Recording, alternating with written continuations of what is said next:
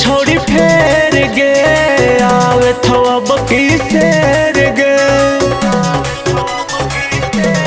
हे गे हो तो हुरदंग छौड़ी फेर गे आवे थवा बकी शेर गे जितना लगावे के हो लगैली है दाम गे डर तो न के करो डराइला से औरी गारा जाला से हे गे डर तो न के करो डराइला से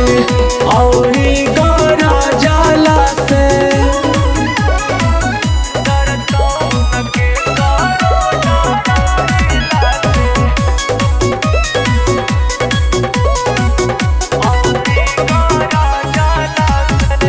जितना उड़े के हालऊ बन के बाज सुन गे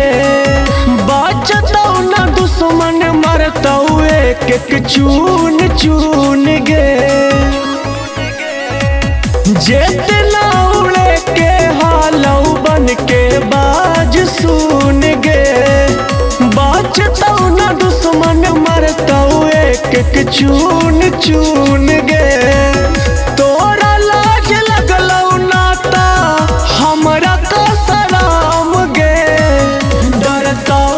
के करो डराइला से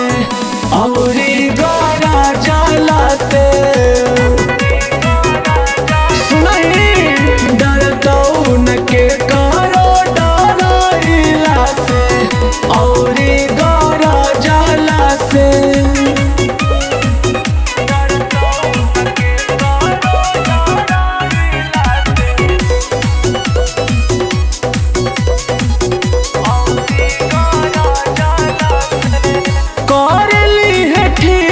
से तू चेहरा के याद गे पिंजरा से शेर होके आवे थो आजाद गे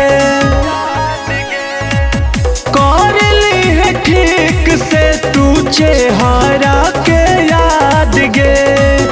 पिंजरा से शेर होके आवे थो आजाद गे